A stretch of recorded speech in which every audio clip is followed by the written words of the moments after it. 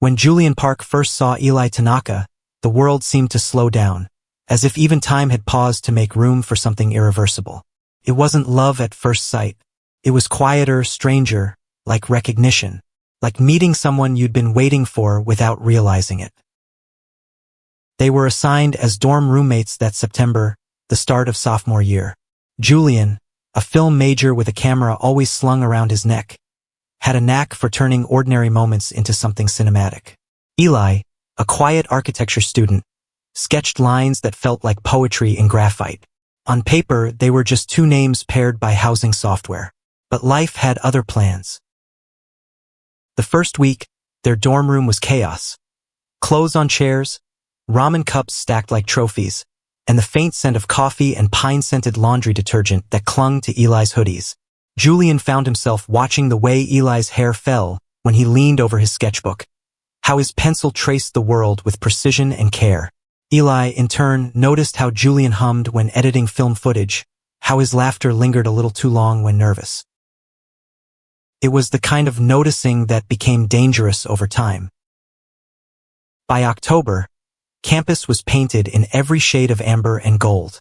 The air was crisp, the kind that made you want to walk slower just to feel it.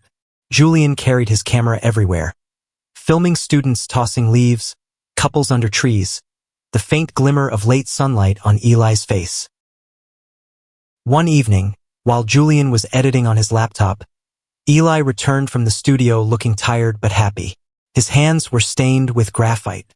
He dropped his sketchbook on the table and stretched, his shirt riding up just slightly, and Julian, despite trying not to, noticed. "Long night?" Julian asked, forcing himself to look at the screen. "Yeah," Eli said, rubbing his neck. "Professor Kim wants a full concept by Monday. I might just die before then." Julian chuckled. "If you die, can I inherit your hoodie collection? They're ridiculously soft." Eli smiled, and it was one of those small, disarming smiles that made Julian's heart stutter. "You'd have to fight me for them," Eli said, "even as a ghost." The silence that followed wasn't awkward.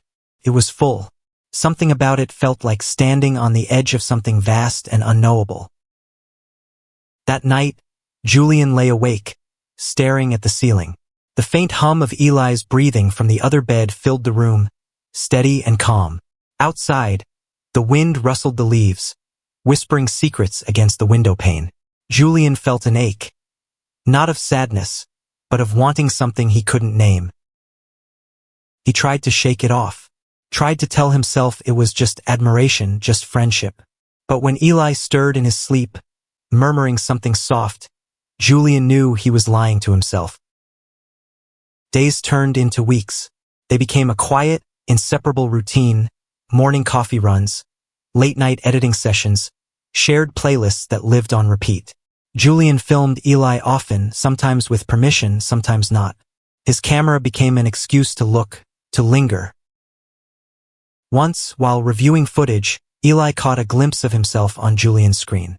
"You film me a lot," he said lightly, setting down his mug. Julian froze. "You're interesting to film." Eli tilted his head. "Interesting how?" Julian didn't answer right away. His heart hammered in his chest. "You don't try too hard," he said finally. "You just are. That's rare." Eli's gaze softened. "You make things sound more beautiful than they are." Julian smiled faintly. "Maybe things are already beautiful. People just forget how to see." Something flickered in Eli's expression. A question he didn't ask, an answer he wasn't ready to give. But Julian felt it, the current that ran between them, silent and electric. The turning point came one chilly night in late October. Julian had been sitting on the dorm rooftop, his camera aimed at the city skyline. The lights shimmered against the cold air, and from that height, the campus felt like a world apart, smaller, safer. Eli found him there, wrapped in a blanket, breath fogging in the dark. "You're gonna freeze up here," Eli said, stepping closer. Julian smirked. "Art demands sacrifice." "Art can wait," Eli replied, sitting beside him. "Your fingers are literally purple." Julian laughed quietly, then handed him the camera. Here, look through it. Eli lifted the camera, peering through the viewfinder. What am I supposed to see? Whatever you want, Julian said softly. For a moment, Eli focused on the skyline. But then, slowly, he turned the lens toward Julian. Their eyes met, through glass, through shadow. Julian didn't move. Eli didn't either. Click. The sound of the shutter broke the air between them. When Eli lowered the camera, his face was unreadable, caught between fear and something dangerously close to tenderness. Why me? Eli asked, voice barely above a whisper. Julian hesitated. Because every time I look at you, I see something I don't want to forget. The words hung there, suspended. Neither of them breathed. Then Eli said, quietly, you shouldn't say things like that. Why not? Julian's voice was steady, but his heart wasn't. Because, Eli said, I don't know what I'd say back. Julian smiled, sad, small, sincere. Then don't say anything. After that night, everything changed, not outwardly, but in the quiet ways that mattered. Julian noticed the way Eli's eyes lingered a second longer, the way their hands brushed when passing coffee cups, the way silence between them grew warmer, heavier, full of words neither dared speak. One morning, Eli found a photo printed and pinned above Julian's desk, the rooftop shot, the one where Julian was caught mid-laughter, hair ruffled by the wind, eyes lit by something raw and unguarded. On the back, in Julian's messy handwriting, were 3 words, you saw me. Eli didn't say anything, but that night when Julian came back from class, there was a new photo taped beside it. A shot of Eli sitting by the window, sketching, unaware. On the back, Eli had written, so did you. It was their unspoken confession, quiet, private, perfectly theirs. November arrived with colder winds and unspoken truths. Rumors began to circle in the dorm. Whispers about how close they were, jokes that weren't really jokes. Julian brushed them off, but he saw the way Eli withdrew, the way laughter stopped coming so easily. One night, Eli came back to the room late, drenched from the rain. Julian looked up from his editing, worry flashing across his face. Hey, what happened? Eli hesitated. Just needed some air. Julian stood, handing him a towel. You okay? Eli met his eyes, and for the first time Julian saw fear there. If people start talking, Eli said softly, I don't know if I can handle it. Julian's chest tightened. They don't know anything. They don't need to, Eli replied. They'll make it up anyway. Julian took a step closer, voice trembling. I don't care what they say. But I do, Eli whispered. You don't know what it's like, what it could cost. There was pain in his voice, deep and familiar. Julian wanted to reach out, to close the distance, but Eli turned away, shoulders shaking, the towel slipping from his hands. That night, the room felt colder than the rain outside. Days passed. They still talked, still shared space, but something fragile had cracked between them. Julian tried to fix it the only way he knew, through film. He poured himself into a short project, a silent piece titled The Space Between. Every frame was a memory of them. The morning sunlight through the dorm curtains, the blur of Eli's hand sketching, the rooftop shot under the autumn sky. It wasn't a love story, at least not directly. It was a record of feeling, of something too delicate to name. When he finished, he left his laptop open on Eli's desk. The video paused at the final frame, 2 hands almost touching, separated by a thin line of light. Eli watched it in silence. When Julian returned later, he found the laptop closed, and a note beside it. It's beautiful, but maybe some stories aren't meant to be shown. Julian stared at the note for a long time, then folded it carefully and placed it inside his camera case. But the universe, or maybe just fate, wasn't done with them yet. The annual fall film showcase was approaching, and Julian's professor had chosen the space between to represent the department. It was a huge opportunity, but it also meant everyone would see it. Everyone, including Eli.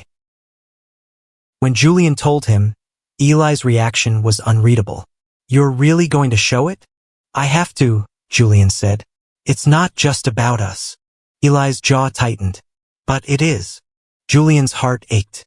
"Eli, I can't watch it," Eli said, turning away. "I'm sorry." Julian wanted to argue, to beg, to explain, but all he could do was nod. That night, he stood alone on the rooftop again, camera in hand, filming the dark sky. Every gust of wind felt like the world reminding him of what he might lose. The night of the showcase arrived. The theater buzzed with students and professors. Julian sat in the back row, his stomach twisted in knots. When the space between began to play, the screen glowed with moments only he and Eli truly understood.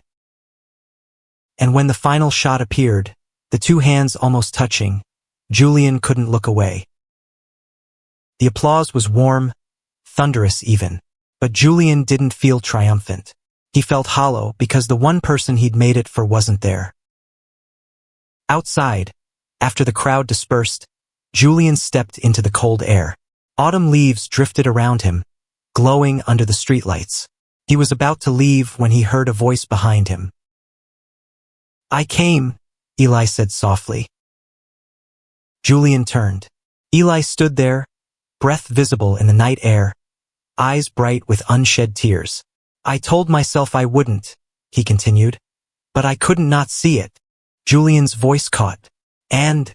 Eli took a slow step closer. "It was us. Every second of it.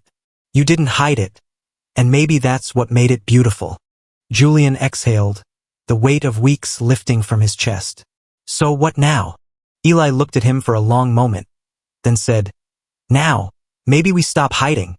Eli's words hung in the air between them, trembling like the last leaf refusing to fall. The street was empty, the campus lights dimmed to gold. Julian didn't move, afraid that if he did, the moment would vanish like mist. "You're serious?" he finally asked, voice barely a whisper. Eli nodded, the faintest smile on his lips. "I'm tired of pretending that what we have isn't real. Tired of being scared of my own heart." Julian took a slow step closer, the distance closing like a secret finally shared. "You know what this means, right? Once it's out there, we can't take it back." "I know," Eli said softly, "but maybe I don't want to." The world around them seemed to hush, as if the night itself were listening. Julian's hand lifted, hesitated in midair, then rested gently on Eli's cheek. His skin was cold from the November wind, but his eyes were burning. Eli didn't pull away. And in that breathless silence, they kissed. Not desperately, not dramatically, but with the kind of tenderness that comes from 1,000 almost finally allowed to become yes. It wasn't fireworks. It was warmth. It was home. The following morning, sunlight spilled into their dorm room, cutting through the curtains like soft ribbons. For a moment, everything was still. The hum of the heater, the smell of coffee, the faint rustle of Eli turning over in bed. Julian lay on his back, eyes tracing the cracks in the ceiling, heart full of something so vast it almost hurt. He turned to look at Eli, who was half awake, hair messy, face relaxed in a rare moment of peace. "What?" Eli murmured, noticing Julian's gaze. Julian smiled. "Nothing. Just, you look like you're dreaming." "Maybe I am," Eli said, voice soft with sleep. "Don't wake me up yet." Julian chuckled. "I won't." It would have been easy to believe that morning could last forever. But the world, as always, had other ideas. By noon, the whispers had begun. Someone had posted a clip from the space between on social media, a close-up shot of Eli's face from the rooftop scene. The caption was harmless enough. "Who's the mystery muse?" But college gossip spread faster than wildfire, and within hours, the comments were impossible to ignore. "Wait, isn't that Eli Tanaka from architecture? Is Julian Park into guys? Didn't they share a dorm? Damn, didn't see that coming." Julian tried to laugh it off, but he could feel the shift in the air when he walked through the halls. The sideways glances, the not-so-subtle whispers, the way people smiled too politely or avoided his eyes altogether. Eli was quieter that day. He stayed late at the studio, sketching alone. When he returned, Julian was waiting, anxiety etched into every line of his face. "Hey," Julian said softly. Eli looked up, exhausted. "You saw it too?" "Yeah." Eli dropped his bag by the door. "Guess the leaves weren't the only ones who knew our secret." Julian's heart clenched at the bitterness in his tone. "Eli, I'm sorry. I didn't think that it would get out." Eli interrupted. "That people would connect the dots?" Julian swallowed hard. "I just wanted to tell a story. Our story." Eli's eyes softened, but his voice was tired. "And you did. Beautifully. But stories don't stay stories once they leave the screen. They turn into rumors and opinions and labels." Julian took a step closer. "Then let them label me. Not you. I'll take it." Eli shook his head. "It doesn't work like that." The silence that followed was heavy, sharp. Julian wanted to reach out, to fix what was breaking, but Eli turned away, his shoulders rigid. "I just need some time," he said quietly. Julian nodded, though his chest ached with every word. "Yeah, okay." When Eli left the room, Julian sat on the edge of his bed, staring at the empty space between them, the same space his film had tried so desperately to bridge. Days passed, then weeks. Eli started sleeping at the studio more often, using projects as an excuse. Julian busied himself with editing new footage, but the spark that once guided his work was dim. The dorm room felt hollow without Eli's presence, the quiet too sharp, too constant. Once, Julian spotted him across the quad, laughing with classmates. For a moment, their eyes met. Eli's smile faltered, just for a second, then he looked away. That tiny gesture, that hesitation, broke something inside Julian. December arrived with the first snow. The world outside turned soft, muffled, clean, as if pretending that everything could start over. Julian wandered through campus one evening, camera in hand. He filmed the snow falling on lampposts, students dragging sleds across the quad, the way light reflected off frozen puddles. Every frame was beautiful but empty. He found himself outside the architecture building, the windows glowing warm against the cold. Through one of them he saw Eli, bent over his drafting table, headphones in, focused. Julian stood there for a long time, watching through the glass. The distance between them felt unbearable. Finally, he lifted his camera and pressed record. Through the lens, Eli looked peaceful, bathed in golden light. And for the first time in weeks, Julian smiled. A small, aching kind of smile. He didn't know if Eli would ever see this footage. But maybe that wasn't the point. Maybe love wasn't about being seen. Maybe it was about seeing, really seeing, and remembering even when it hurt. Winter break arrived. Julian went home to California, the soft hum of the ocean replacing the rustle of autumn leaves. He thought distance might help, that time and sunlight would dull the ache. Didn't. Everywhere he went, he caught glimpses of Eli, in strangers' smiles, in the quiet rhythm of the waves, in the reflection of his own loneliness. On Christmas Eve, he opened his laptop and rewatched the space between. The images felt different now, bittersweet, heavier. When the rooftop scene played, Julian paused it. Eli's face filled the screen, caught in that moment before everything changed. Julian whispered to the empty room, "You were worth every rumor." Back on campus in January, the snow had melted into slush. New semester, new beginnings, at least that's what everyone said. Julian wasn't sure he believed it until he walked into the campus cafe one morning and saw Eli sitting by the window, alone. For a second, Julian considered walking away.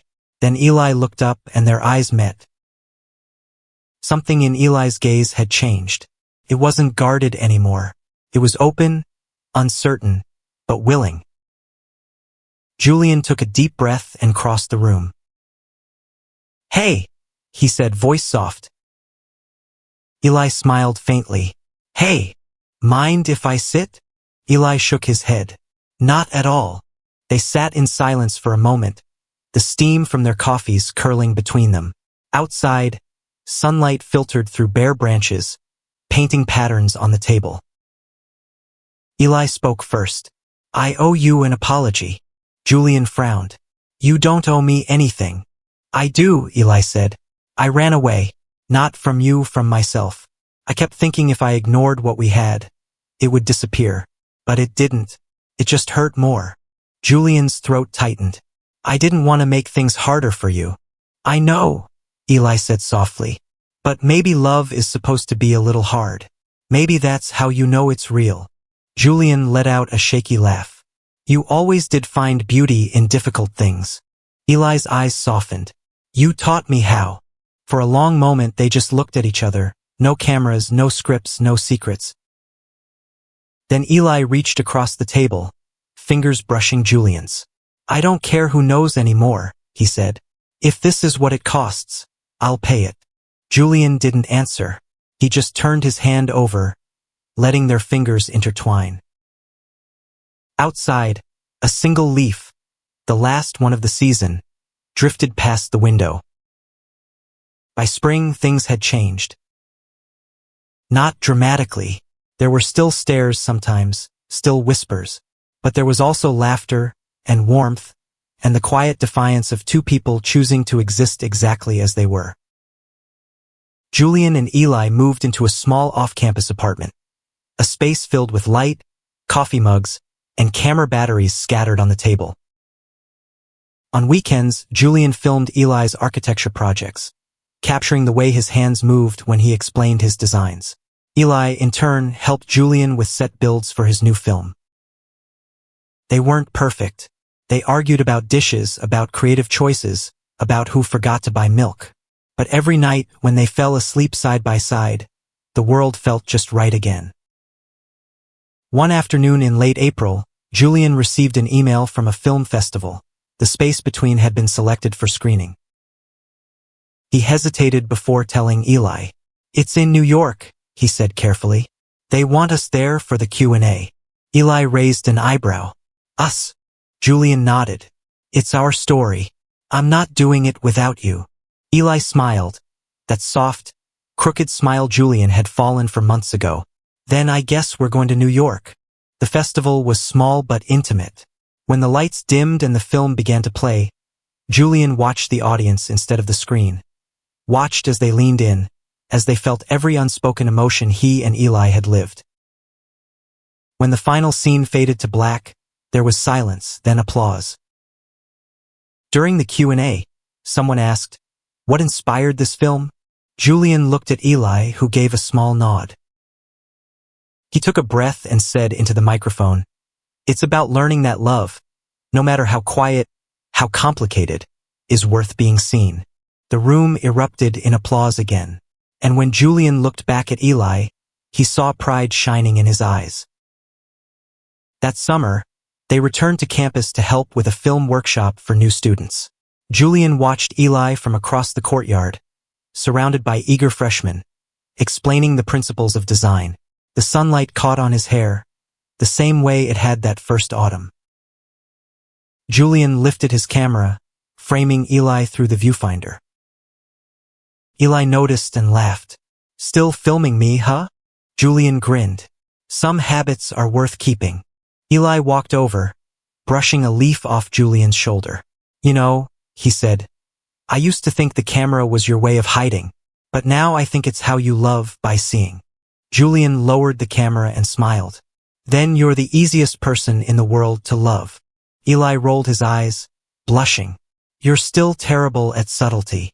"Yeah," Julian said softly, "but I'm getting better at honesty."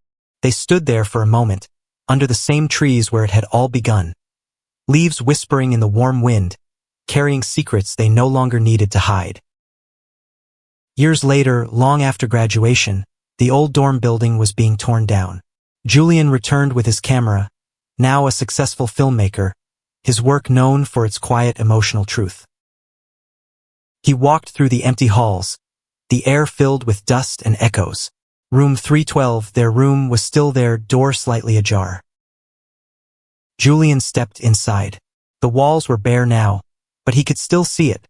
The cluttered desks, the laughter, the long nights of editing and sketching and shared silence. He placed his hand on the wall and whispered, "Thank you." Outside, Eli waited by the car, smiling as Julian approached. "Got what you needed?" Eli asked. Julian nodded. "Yeah, just one last shot." As they drove away, Julian rolled down the window. The wind carried a flurry of leaves across the empty campus.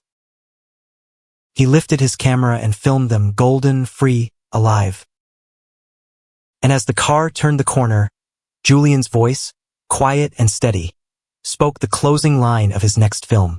"That autumn, we shared a dorm, and every leaf knew our secret. But now they know our love too." It was a Sunday morning in early October, the kind of morning that carried both chill and light in perfect balance. Julian woke to the sound of wind chimes outside the window, their gentle melody tangled with the rustle of falling leaves. Beside him, Eli was still asleep, face half buried in the pillow, breathing steady. His hair had grown a little longer, streaked with sun from the summer they'd spent restoring a small cabin by the lake. Julian watched him for a while, the way one watches something sacred, quietly, with gratitude. It had been 6 years since they left the dorms, 6 years since the space between had changed everything.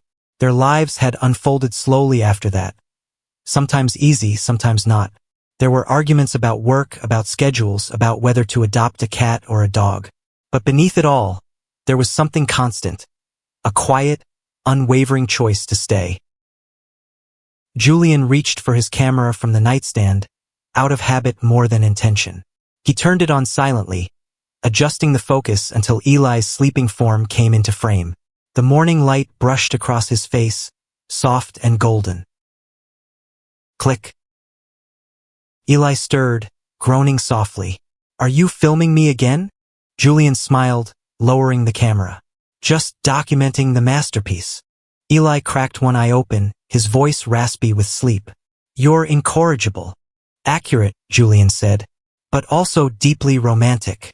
Eli rolled over, resting his head on Julian's chest. "You really think people would want to see a film about two guys who just drink coffee, argue about laundry, and fall asleep holding hands?" Julian ran a hand through his hair. "They might not want to, but I do." Eli chuckled. "Then maybe that's enough." Later that day, they went for a walk through the park near their apartment. The trees were alive with color, burnt orange, deep crimson, gold that shimmered in the afternoon sun. Children ran past chasing kites, couples picnicked on the grass, and somewhere, a saxophonist played an old jazz tune that seemed to slow time itself. Julian carried his old camera, the same one he'd used that autumn long ago. His leather strap was frayed, but it still worked like magic. Eli stopped by a pond where ducks drifted lazily on the surface. "It's funny," he said, tossing a